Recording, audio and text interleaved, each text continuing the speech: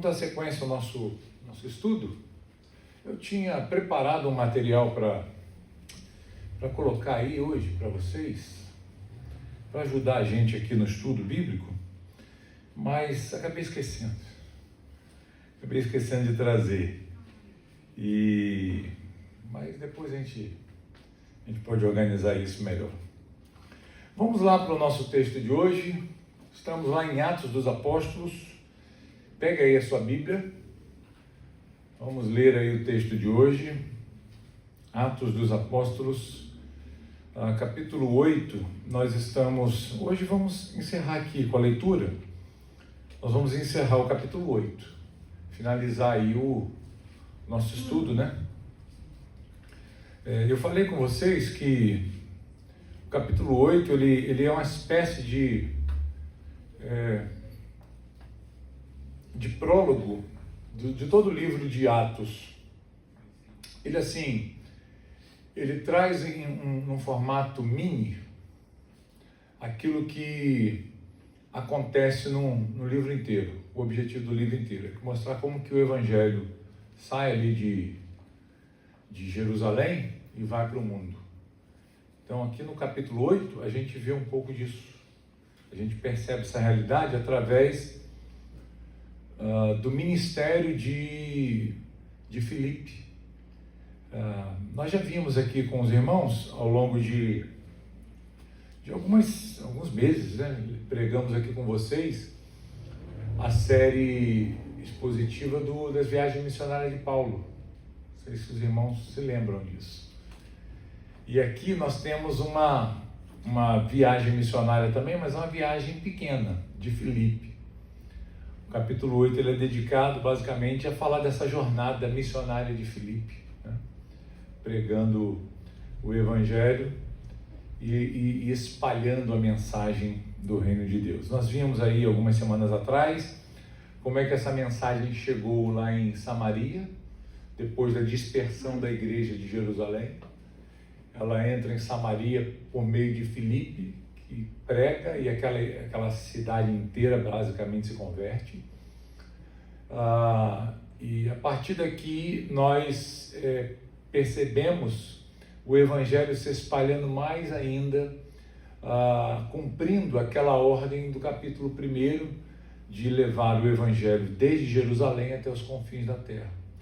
E Deus vai usar Filipe para trazer num formato reduzido essa realidade muito maior que nós veremos em todo o livro de Atos, se Deus nos permitir, né? Nós já vimos muitas coisas já preguei em Atos para vocês aqui, uma grande parte do livro de Atos nós já pregamos, então os irmãos já devem estar bem familiarizados aí com o livro, mas enfim, o nosso objetivo é a gente ler o livro todo, é ver o livro de Atos inteiro. Estamos aí no capítulo 8, terminando o capítulo 8, já há quase 2 anos, né, pregando toda quarta-feira aqui com vocês, e hoje, se Deus quiser, nós vamos fechar essa leitura aqui do capítulo 8 e mostrar para os irmãos como é que esse resumo ele se cumpre aqui no livro de Atos, através de Filipe, no capítulo 8. Então, nosso alvo aqui é a gente olhar do versículo 26, nós paramos aí no 25, na última quarta-feira, e agora a gente vai até o final, né? Termina aí no versículo 40, e eu quero convidar você então para a gente ler esse texto aqui. Um anjo do Senhor falou a Filipe dizendo: dispõe-te e vai para o lado do sul, no caminho que desce de Jerusalém a Gaza. Este se acha deserto. Ele se levantou e foi. E eis que um etíope, eunuco, alto oficial de Candace, rainha dos etíopes, o qual era superintendente de todo o seu tesouro, que viera para adorar em Jerusalém, estava de volta e assentado no seu carro, vinha lendo o profeta Isaías. Então disse o Espírito a Filipe: aproxima-te deste carro e acompanha-o. Correndo Filipe, ouviu ler o profeta Isaías e perguntou: compreendes o que vens lendo? E ele respondeu: como poderei entender se alguém não me explicar? E convidou Filipe a subir e sentar-se junto a ele. Ora, a passagem da Escritura que estava lendo era esta: Foi levado como ovelha ao matadouro e como um cordeiro mudo perante seu tosqueador. Assim ele não abriu a boca. Na sua humilhação lhe negaram justiça. Quem lhe poderá descrever a geração? Porque da terra a sua vida é tirada. Então o eunuco disse a Filipe: peço-te que me expliques a quem se refere o profeta. Fala de si mesmo ou de algum outro? Então Filipe explicou. Começando por esta passagem da Escritura, anunciou-lhe a Jesus. Seguindo eles caminho fora, chegando a certo lugar onde havia água, disse o eunuco: eis aqui água, que impede que eu seja batizado? Filipe respondeu: é lícito se creres de todo o coração. E respondendo, ele disse: creio que Jesus Cristo é o Filho de Deus. Então mandou parar o carro, ambos desceram a água e Filipe batizou o eunuco. Quando saíram da água, o Espírito do Senhor arrebatou a Filipe, não vendo mais o eunuco, e este foi seguindo o seu caminho cheio de júbilo. Mas Filipe veio achar-se em Azoto e, passando além, evangelizava todas as cidades até chegar a Cesareia. Então aqui nós terminamos o capítulo 8, pelo menos a leitura. O estudo não garanto, né? O estudo provavelmente a gente vai levar algumas semanas aqui, porque é um texto longo, é um texto que nos traz bastante coisa aqui para a gente ver, bastante ensinamento, muitos aprendizados, e é importante a gente ir olhando cada detalhezinho do texto para nosso conhecimento, aprendizado e edificação, né? Eu fiz assim uma divisão, apontando aqui esse texto que nós acabamos de ler.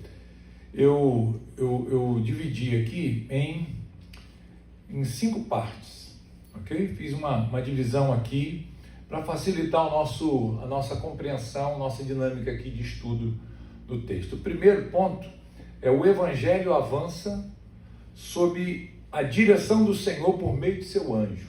Onde que está isso? Vamos ver se vocês estão atentos. O Evangelho avança sob a direção do Senhor por meio de seu anjo. Quais são os versículos aí? 26 e até o 28.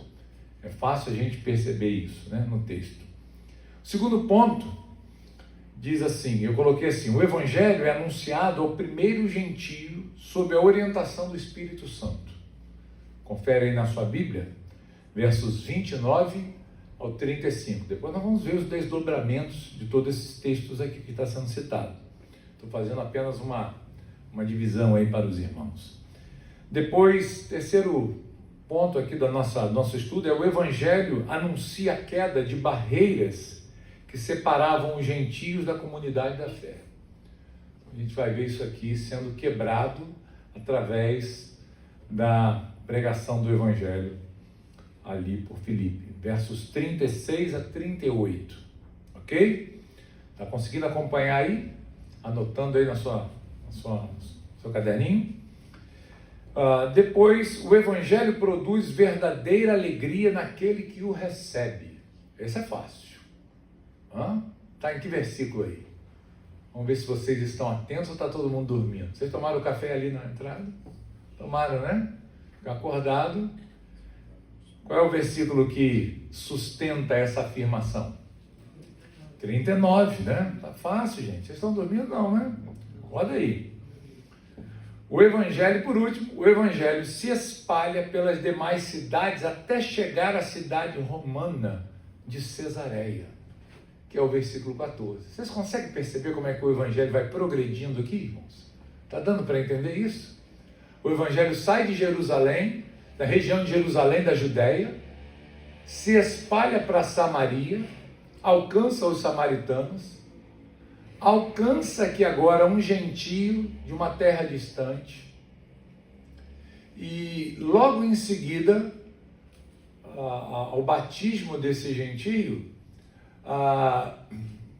Filipe ele é levado em direção a Cesareia, pregando pelas cidades ali, levando o Evangelho até chegar a Cesareia. Cesareia era uma cidade romana, era uma região que era o berço ou a morada daqueles que governavam.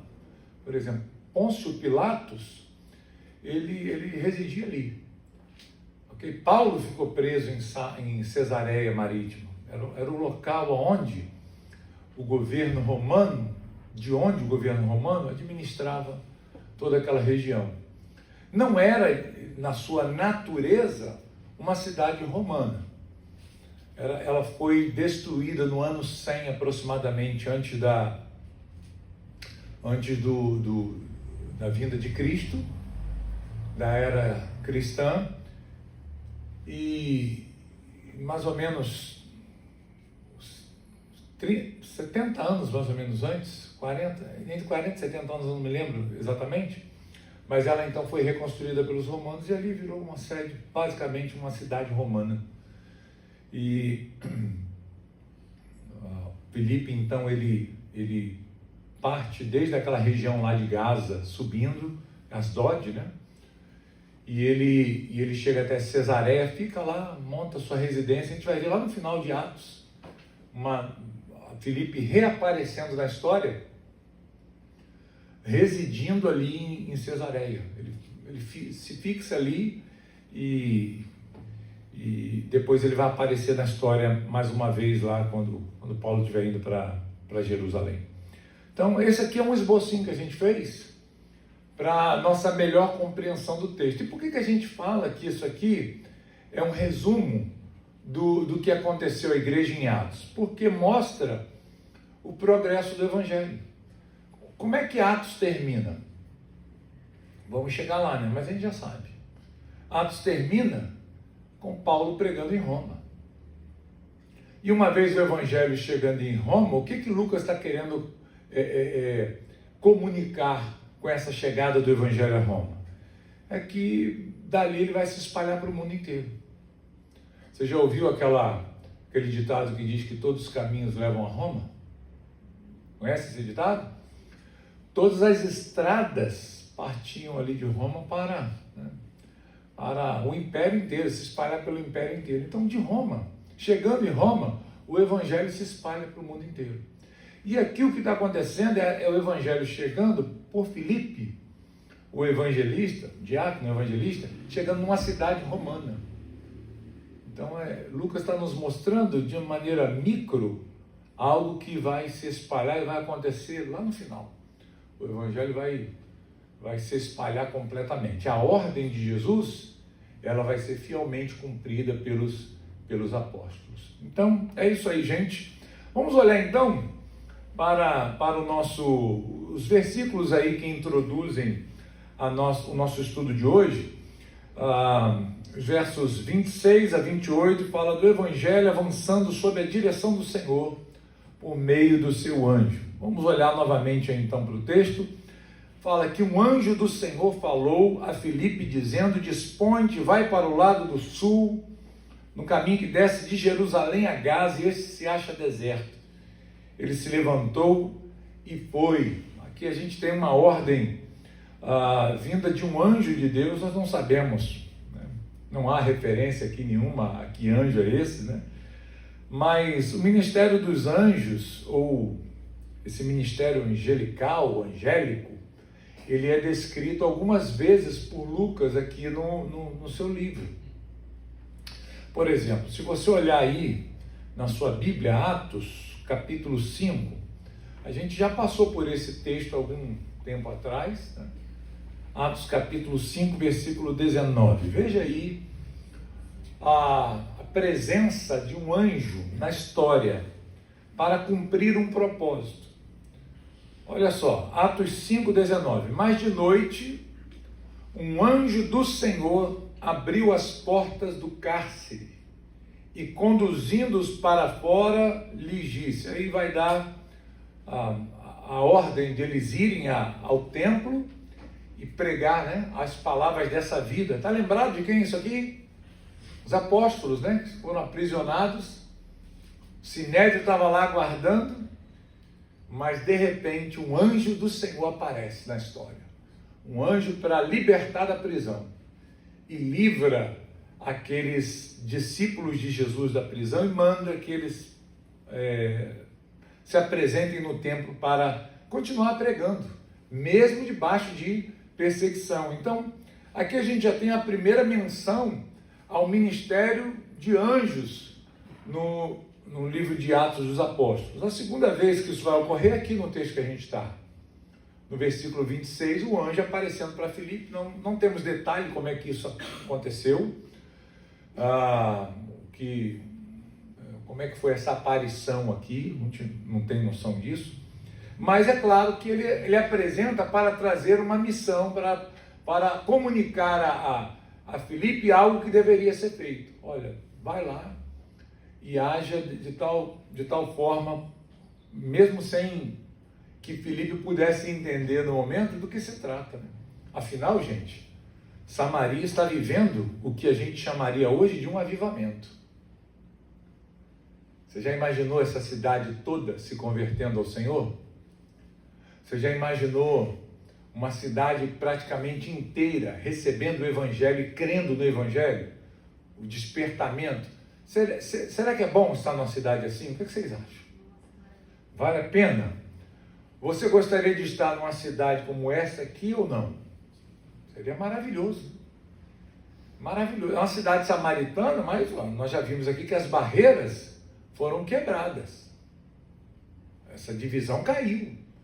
Aquela restrição, aquele entrave que havia entre esses dois grupos foi anulado. Então, que maravilha. Você está em Jerusalém. O Paulo está quebrando lá, a igreja sendo perseguida, gente sendo morta, né? Estevão acabou de morrer. A igreja apanhando direto. De repente você vai para Samaria, a cidade inteira praticamente se converte, você passa a desfrutar da comunhão de irmãos ali, culto toda hora, orações, dons sendo ministrados, bênçãos acontecendo o tempo inteiro. Eu gostaria de estar numa cidade dessa. Deve ser muito bacana você estar numa cidade em que a sua maioria esmagadora é de fato cristã, temente a Deus, serva de Deus. Por que sair de um lugar desse? Né? Mas é isso que o anjo fala para Filipe.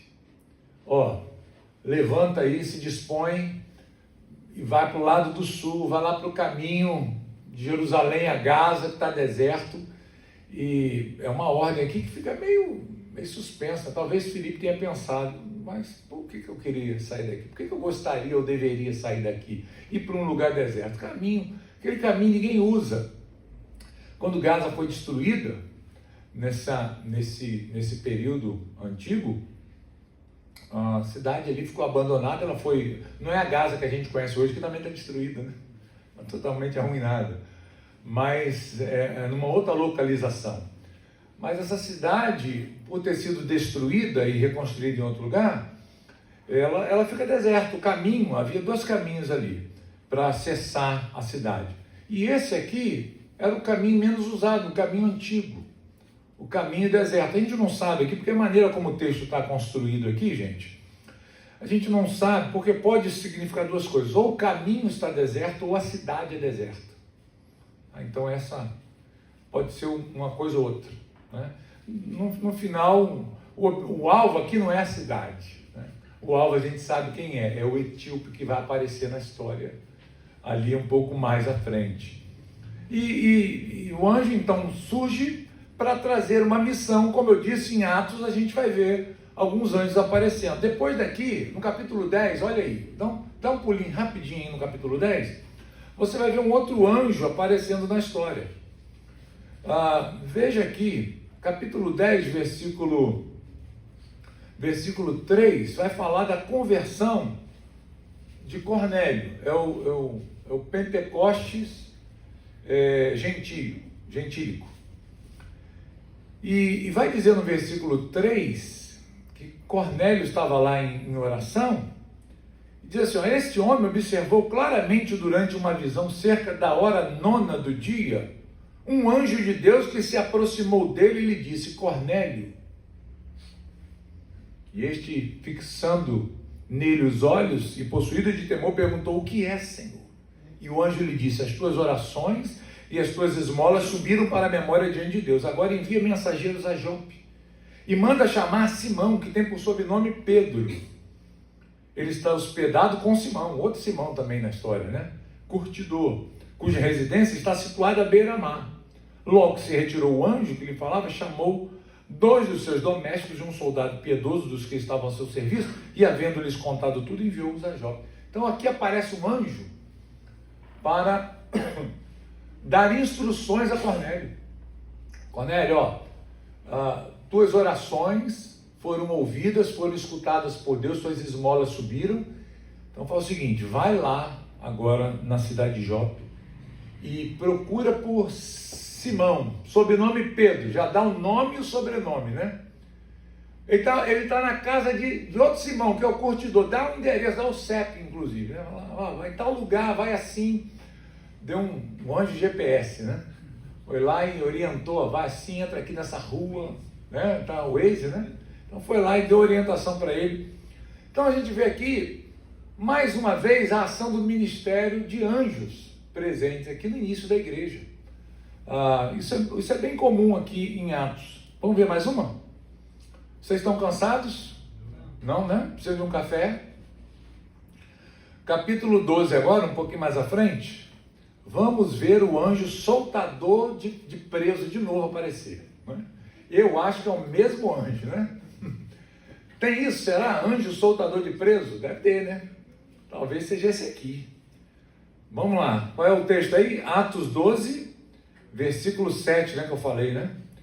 Então, olha aí o que diz. Eis, porém, que sobreveio um anjo do Senhor e uma luz iluminou a prisão. De novo aqui o ambiente da prisão. E tocando ele o lado de Pedro, o despertou dizendo, levanta-te depressa. Então as cadeias caíram-lhe das mãos e disse-lhe o anjo, cinge-te e calça as sandálias. E ele assim o fez e disse mais, põe a capa e segue-me. Então é um anjo que vem para trazer libertação a Pedro, né? Pedro está lá, Pedro ia morrer aqui, irmão. Se esse anjo não aparece, ele ia morrer. Tiago já tinha sido morto.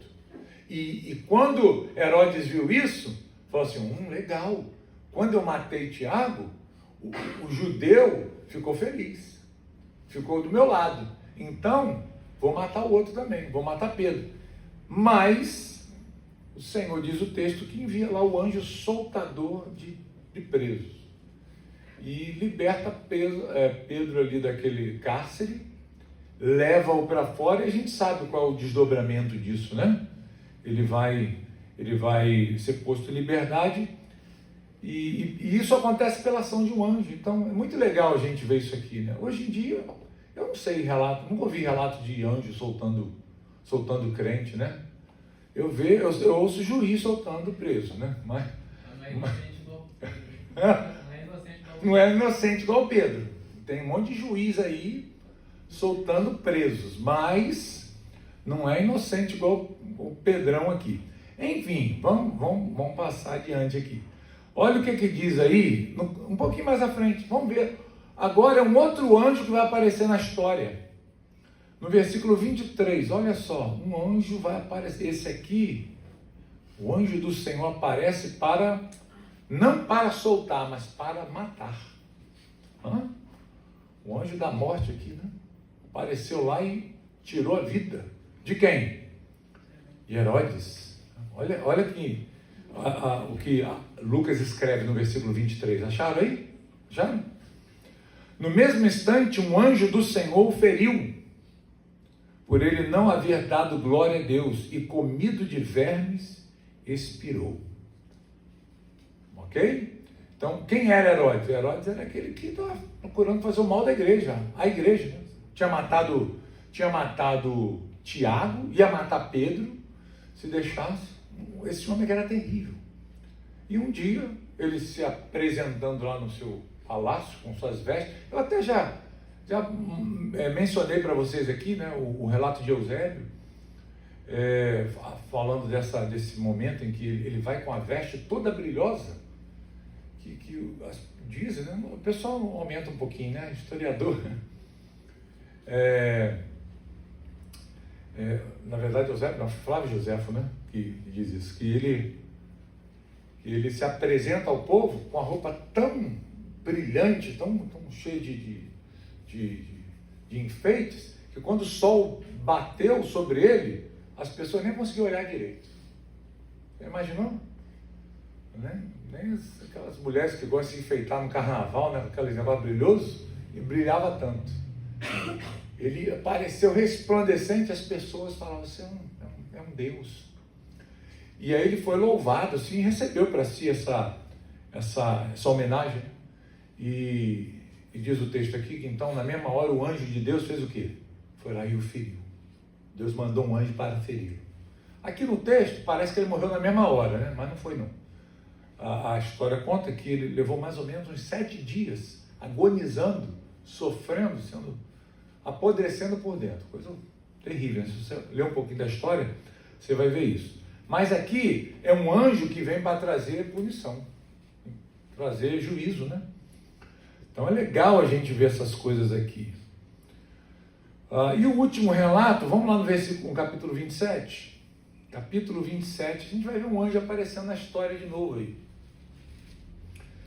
Capítulo 27 de Atos, versículo 23. Porque esta mesma noite, um anjo de Deus, de quem eu sou e a quem sirvo, esteve comigo dizendo, Paulo, não temas, é preciso que compareças perante César. E eis que Deus, por sua graça, te deu todos quantos navegam contigo. Então, é aquele momento que eles naufragam, né? Falei certo? Quebra a língua, né? Quase quebra a língua. Então, eles navegando ali para Roma, há aquela tempestade toda e eles se perdem. E eles vão parar em Malta, né? Na ilha de Malta. E aí, curiosamente, queridos, Paulo vai dizer aqui, conta Lucas, e Lucas então escreve dizendo que um anjo apareceu para Paulo naquela noite, dizendo, Paulo, fica tranquilo que ninguém vai morrer aqui. O Senhor entregou todos em tuas mãos. Então, é legal isso aqui, né, gente? Só para a gente ter uma noção aqui, de como o ministério dos anjos, ele é ativo, ele é destacado aqui no livro de Atos. Hoje, a gente não vê essa realidade, né? Deus ainda usa os seus anjos, claro, eles usam para cumprir os propósitos de Deus a serviço daqueles que vão herdar a vida eterna, né? Aqueles que vão herdar a salvação. Então, é muito importante. E isso aqui é destacado porque é através da ordem, do comando desse anjo, que Filipe, ele sai de Samaria e ele vai então em direção à cidade de Gaza para se encontrar com aquele gentio que estava no caminho voltando para sua terra, voltando para sua casa. Então, vamos olhar aí novamente o texto. Essa realidade, ela é demonstrada assim, né? Diz assim, eis que um etíope, versículo 27 agora, eunuco, alto oficial de Candace, rainha dos etíopes, o qual era superintendente de todo o seu tesouro, que viera adorar em Jerusalém, estava de volta, e assentado no seu carro, vinha lendo o profeta Isaías. Então aqui a gente começa a perceber, queridos, qual é o propósito dessa ordem que o anjo está dando a Filipe, para que ele saia de Samaria e vá para uma região deserta. Talvez na cabeça dele ele tivesse, não estou entendendo, mas ele é um servo do Senhor obediente, ele vai. E o que Deus está fazendo aqui? Deus está cruzando o caminho desses dois homens. Deus está colocando um grande evangelista, um grande servo seu, um homem piedoso, temente a Deus, hábil no evangelho, nas palavras de Deus, para pregar e anunciar o evangelho para aquele etíope. E aí nós entramos, queridos, na segunda parte. A gente já sabe então que o avanço do evangelho ele se dá aqui, primeiro sob essa direção que Deus dá através do seu anjo a Filipe. E aqui acontece, ou vai acontecer, algo maravilhoso, porque um etíope vai ouvir o evangelho e vai ter contato, ou alguns acreditam aqui, que embora ele fosse aqui um semi-prosélito judaico, mas ele de fato foi o primeiro gentio a ouvir o evangelho. Nós vamos ver no capítulo 10 lá na frente, o evangelho chegando a Cornélio. Já lemos aqui um trechinho. E ali vai acontecer a descida do Espírito Santo sobre ele, sobre aquele grupo de gentios. Mas aqui, o etíope é o primeiro homem, o primeiro gentio a receber a pregação do evangelho. Então, o evangelho vai se espalhar ali para a região sul da África, ou do Egito, melhor dizendo, indo para a África, através desse homem. Tá? Então, olha como é que Deus é maravilhoso, como é que Deus trabalha através dos seus servos e através de um homem só, né? Deus alcança um homem para que através dele seus propósitos de evangelizar os demais povos fossem cumpridos aqui também, né? Então, isso aqui é muito bacana. Você levantou a mão aí, irmão, para falar? No caso, eu fiquei curioso agora, quando o senhor falou sobre o primeiro gentio a ouvir o Evangelho, logo depois que Jesus morre, ressuscita e é assunto aos céus, ali Jerusalém, né? Mas não tinha oficiais romanos ali que chegaram e cidadãos também, né? De alguma forma chegaram a ouvir sobre Ali eram prosélitos, eram judeus que estavam espalhados pela diáspora e vinham a Jerusalém para celebrar as festas. Em certa medida, quem teve um contato raso com o evangelho? São soldados talvez ali que estavam presentes, mas de receber o evangelho, a pregação do evangelho, não. Então assim, Filipe, ele é usado por Deus para comunicar ou trazer o evangelho para esse gentio. E ele faz isso sob a orientação de Deus. Vamos ver aí o segundo ponto, então. O evangelho é anunciado ao primeiro gentio sob a orientação do Espírito Santo. Veja aí os versículos 29 ao versículo 35. Então disse o Espírito a Filipe: aproxima-te desse carro e acompanha-o. Correndo Filipe, ouviu ler o profeta Isaías e perguntou: compreendes o que vens lendo? Ele respondeu: como poderei entender se alguém não me explicar? E convidou Filipe a subir a sentar-se junto a ele. Então, daqui a pouco nós vamos olhar aqui a passagem, né? Vamos trabalhar aqui o texto que ele está lendo. Mas antes, irmãos, o que nós precisamos ver aqui? É interessante isso aqui, porque este homem, ele está voltando de Jerusalém de um período de peregrinação espiritual. Certamente, esse etíope, ele tinha algum contato já com a fé judaica e decidiu então fazer esse período de peregrinação para receber alguma orientação, algum acréscimo à sua vida espiritual indo a Jerusalém. Isso era muito comum, nós já citamos isso aqui para vocês. Uma viagem longa. A gente não tem mapa aqui hoje, mas depois eu vou mostrar para os irmãos, né? Quando nós falamos de Etíope aqui, nós não devemos pensar na Etiópia nos termos de hoje, que é bem mais lá no chifre da África, né? Perto da Eritreia, um pouco mais abaixo. Essa região aqui é hoje o que a gente tem no norte do Sudão, parte ali do nordeste do Sudão. Então, depois a gente mostra para vocês aí, no mapinha, essa realidade. Era uma viagem longa. Dizem que essa viagem levava aproximadamente 5 meses. Você já imaginou isso? Fazer uma viagem assim de peregrinação, 5 meses viajando. E é um trecho hoje que rapidinho você faz, né? Mas naquela época era muito mais complicado você desenvolver essa viagem. E ele tira aproximadamente, vamos colocar aí, um tempo de 1 ano de viagem praticamente. 5 meses para ir, um tempo lá e para voltar, né? Então é uma peregrinação muito longa. E ele vai em busca de satisfazer os seus anseios espirituais. E parece que em alguma medida ele consegue alguma coisa, porque ele volta, ele entra na história, já na sua viagem de volta aqui, na sua carruagem, no seu carro, lendo um pergaminho do profeta Isaías. Certamente lá ele comprou esse material nós não devemos imaginar que isso era fácil de você ter. Hoje a gente tem a Bíblia em tudo quanto é lugar, né? Fácil você ter no celular, carregar, adquirir, mas naquela época era muito mais complicado. Não era qualquer pessoa que poderia ter uma cópia de um livro sagrado. E ele então vinha lendo um trecho, provavelmente adquiriu nessa sua viagem de peregrinação. Talvez é a única coisa que ele vem trazendo de lembrança da sua viagem. Nós não fazemos assim? Quando a gente viaja para um lugar, a gente não traz uma lembrancinha, um souvenir, alguma coisa para lembrar aquela viagem. Provavelmente esse homem, ele, na sua ida a Jerusalém, e nesse contato com a fé judaica mais intenso, ele adquiriu para si essa cópia do livro do profeta Isaías, desse trecho do livro de Isaías.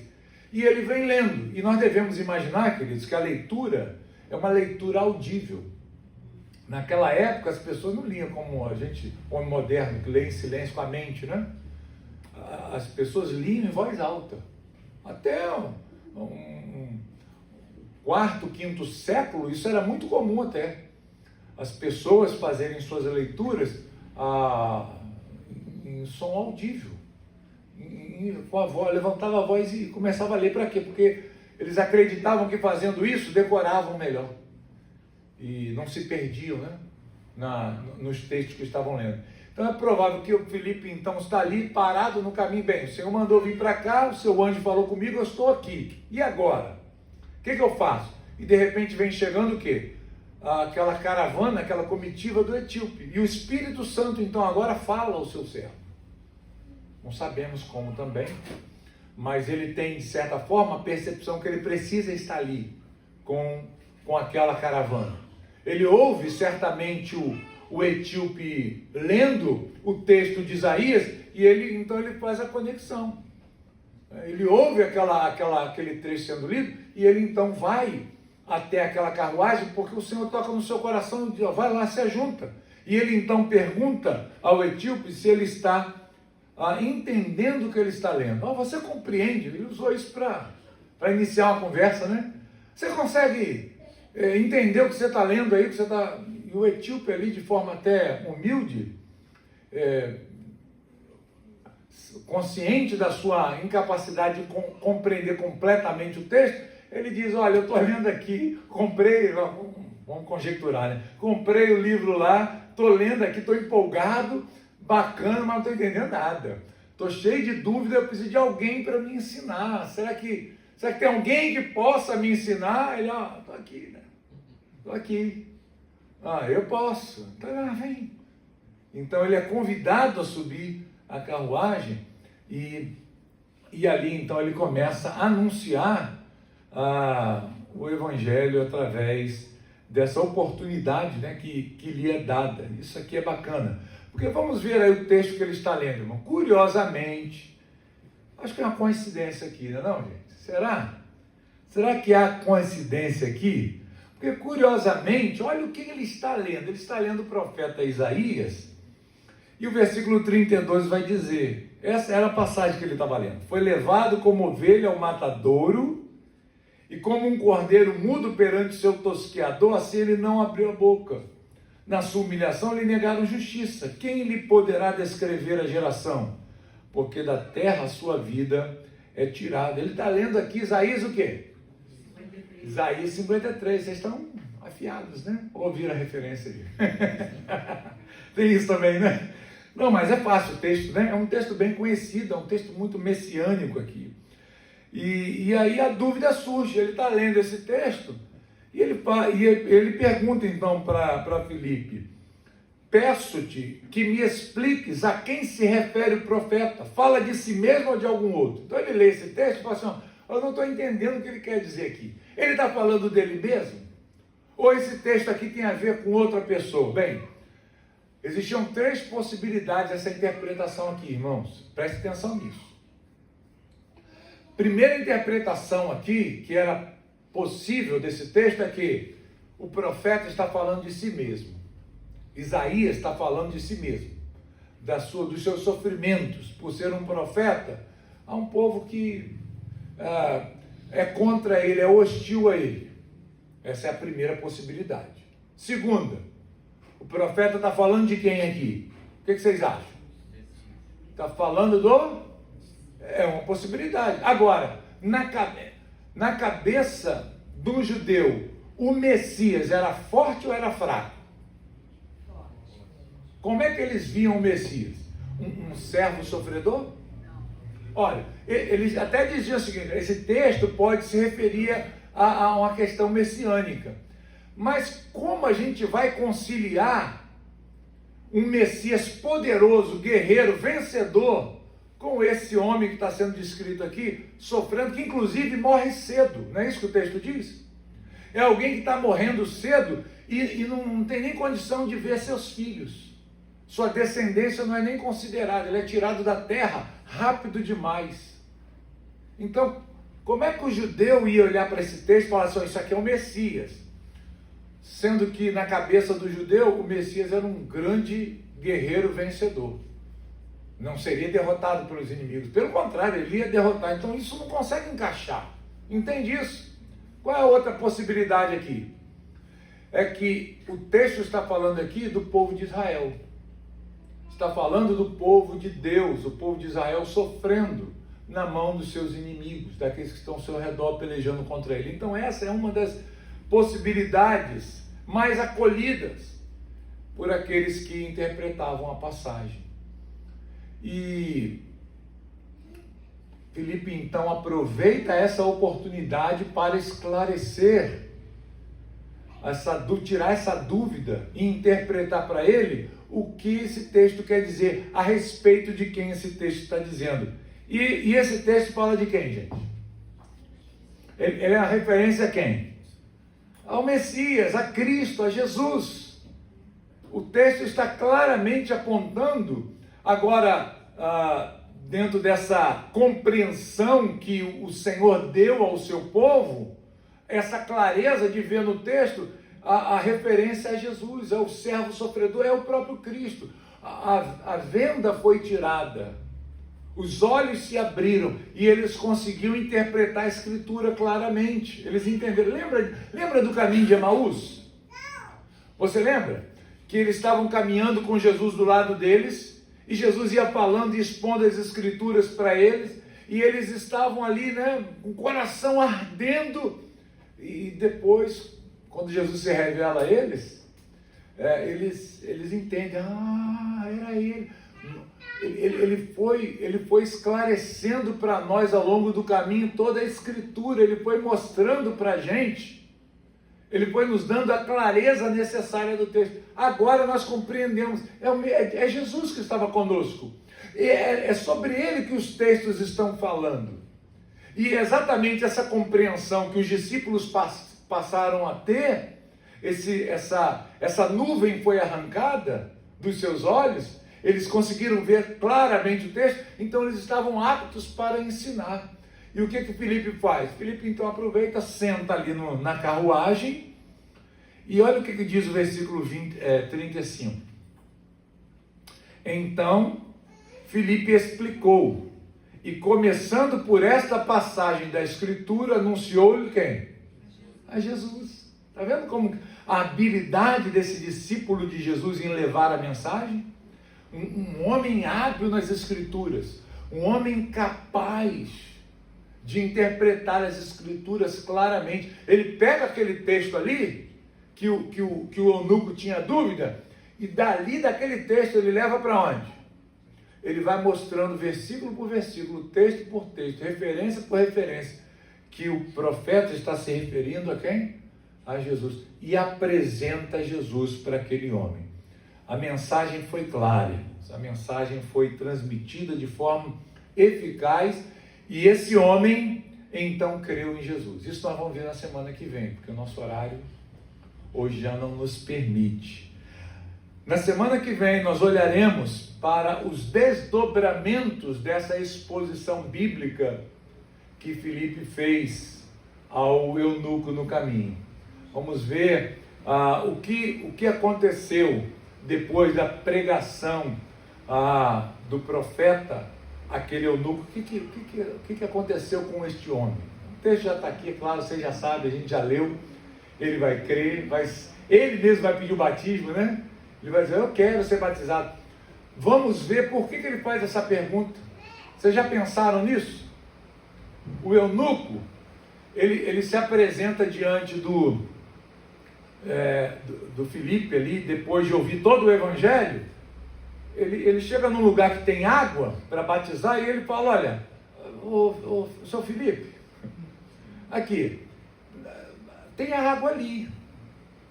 Nós chegamos num lugar que tem muitas águas. Eu até salvei a foto do lugar, né? Que eles acharam lá o poço de Filipe, no caminho de Gaza. Na próxima semana eu trago para vocês.